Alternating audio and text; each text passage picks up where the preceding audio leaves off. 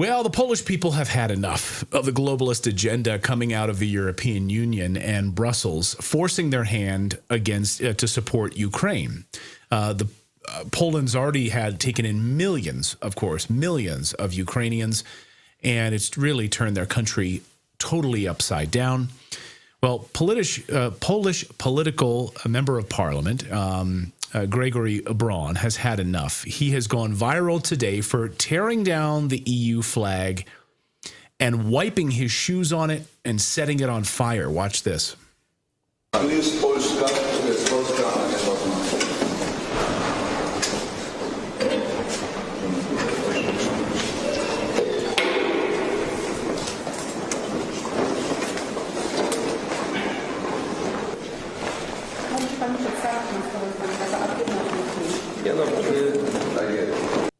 Przed południem w Ministerstwie Przemysłu nasi posłowie przeprowadzili interwencję poselską.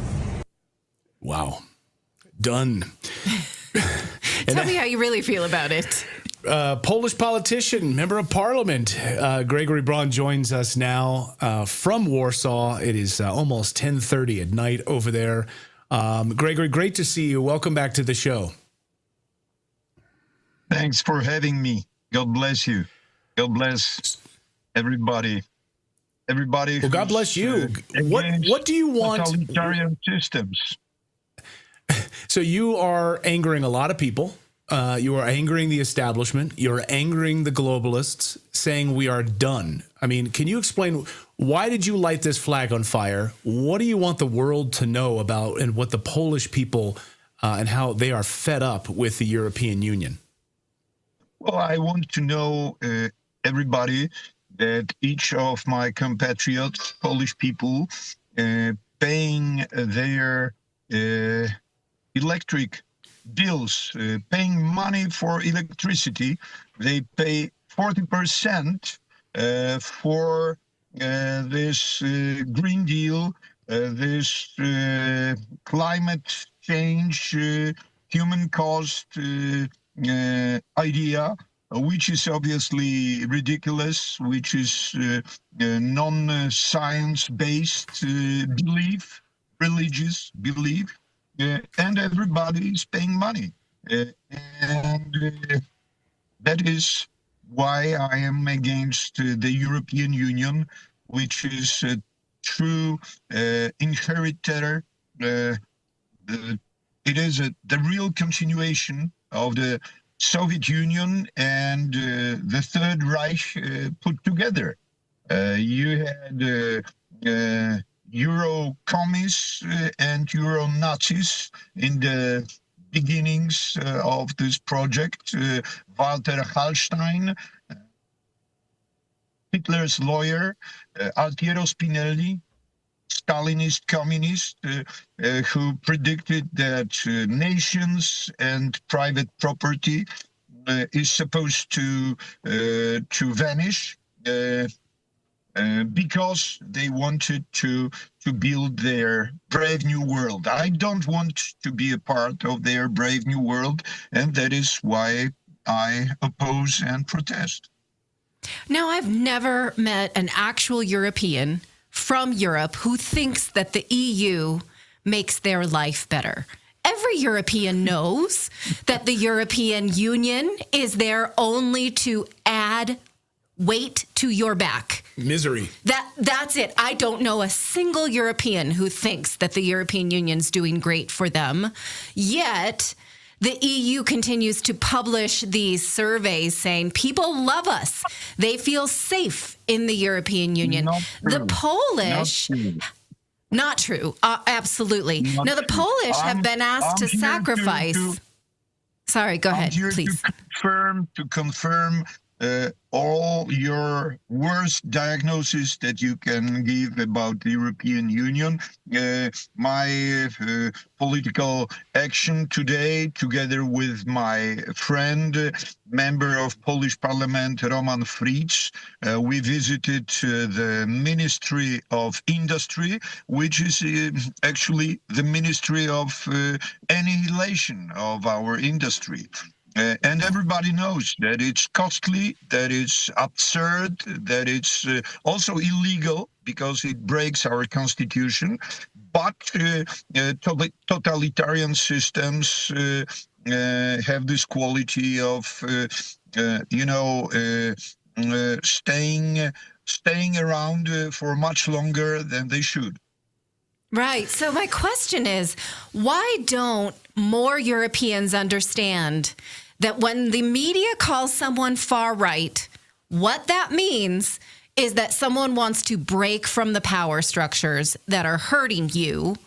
And so they should align themselves. Far right should be the calling card of the politician you should support. So what are the narratives that you fight to show people these globalist institutions hurt us? It's time to break them. Well, more and more people in Europe seem to understand better and better that this is, some Titanic that we are linked, that we are attached to. And it looked very nice. It looked very well as long as it stayed in the harbor. Now it's heading to its future. It's heading. It's going down. All demographic, economic data numbers are showing that it's dead end. That it's no business anymore. It's simply doctrine, Euro-communist doctrine that is against human freedom and property and health, and it's the Brave New World. It's George Orwell and people, as other people who could see future earlier than the others. They described the European Union pretty well years ago. So now it's sad reality, and we have to oppose it. I think Brussels turned off the lights in your car because they're furious. They're furious about you standing for the truth. Now, Grzegorz, you have announced, I think back in January, you announced you are running for the presidency of Poland. True. That is why you can see me sitting in some car in the middle of nowhere, heading from cruising in between Polish cities, meeting my compatriots, and running for president. And it's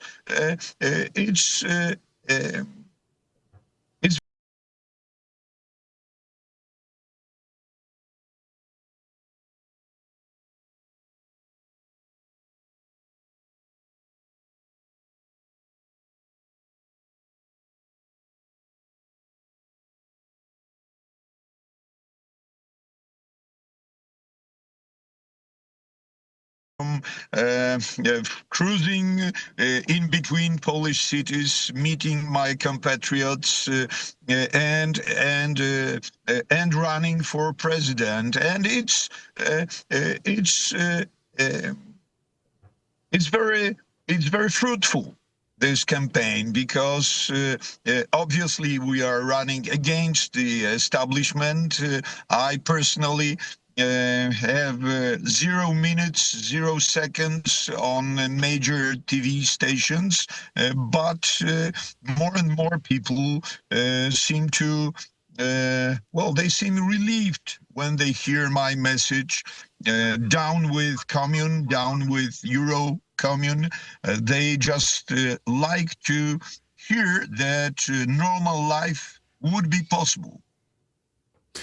Yeah, I mean, I think it's fascinating because the last time you were on, I mean, millions of Polish people reached out to us and said, thank you for having Mr. Braun on the show. We don't see him on our local media.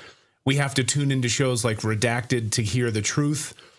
And they thanked us for having you on. One of your big messages then was about the Ukrainianization of Poland.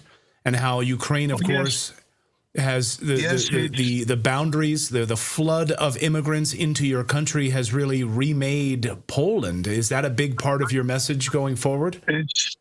It's a great danger coming from the east and from the west, because we are in between. The European Union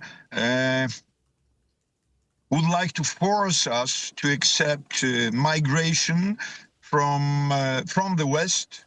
Mostly Germany is trying to re-export their social problems that they have to Poland. And from the east, millions of Ukrainians had crossed the border 3 years ago, and hundreds of thousands of them settled down here, and they are supported. It's not well enough put. Simply we pay 5% of our national growth product, 5% each year for some other nation. This is crazy. This is insane.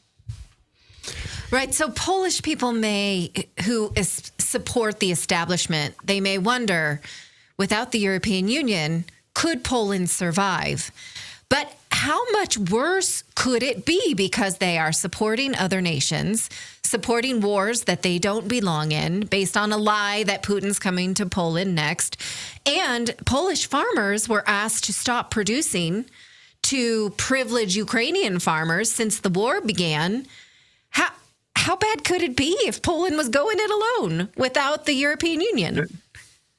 This is the question that I am putting every day here. I'm asking my compatriots, my listeners, my voters, what else? What else would they do to us and have us accept what they do? Obviously, this is tyranny, and this is bankruptcy that we are facing here. Our agriculture, our mining, our regular everyday life is being ruined by these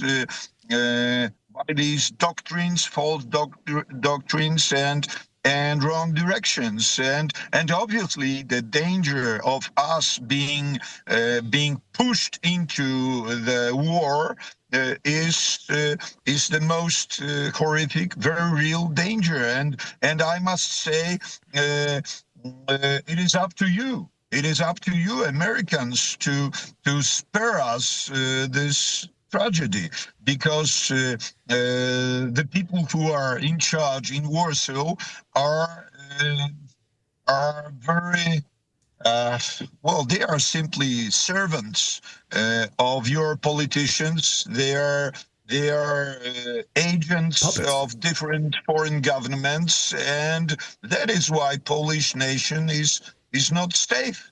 It was never safe, but now it's really becoming more and more dangerous. And obviously, we can appreciate the movement, this wind of change that is coming from the United States of America.